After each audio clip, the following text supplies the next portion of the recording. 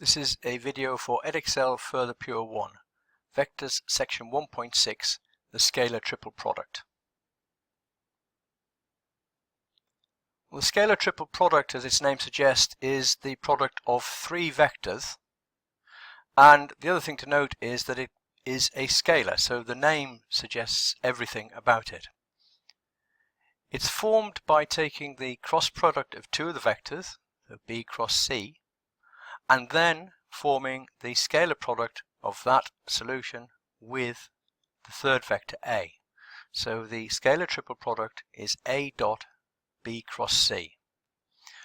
The brackets there are not strictly necessary, just written for clarity, because what you need to do, of course, is to find the vector B cross C so that you can then calculate the scalar product of that vector with the third vector A.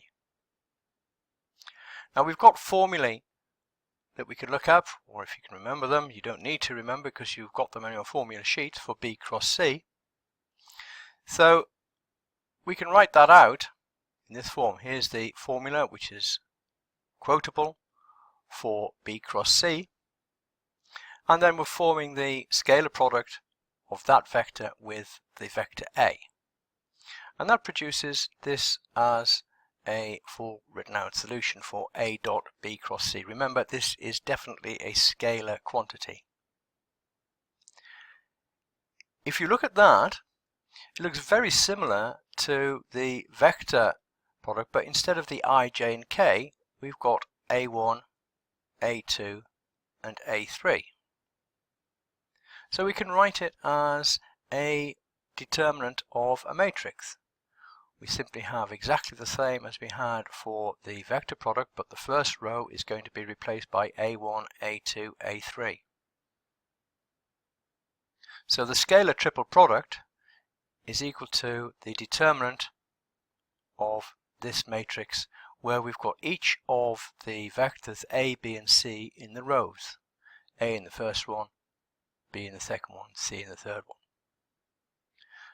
Now it's cyclic in nature, so A dot B cross C is equal to B dot C cross A. You can see that we're moving along from left to right, as it were, and is equal to C dot A cross B.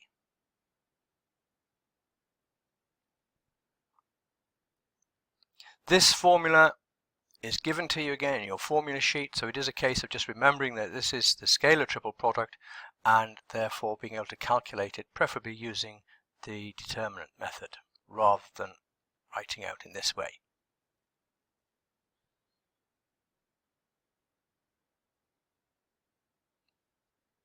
Now, one of the consequences of that cyclic property is that if there is a repeated vector, any one of them is repeated, then the actual solution will be 0.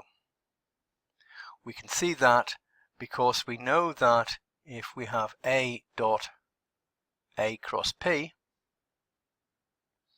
then that must be equal to P dot A cross A. But from what we learnt about the vector product, A cross A, because these are parallel vectors, then that is equal to a 0 vector, and so we have P dot 0 vector, and that must be equal to 0. So therefore we have that A dot A cross P is equal to 0. It doesn't matter where that repeated vector appears. If two of the vectors are the same, then the answer is 0. That's the end of this video. In the next video, we'll be using the scalar triple product to find the volume of parallelepipeds and tetrahedron.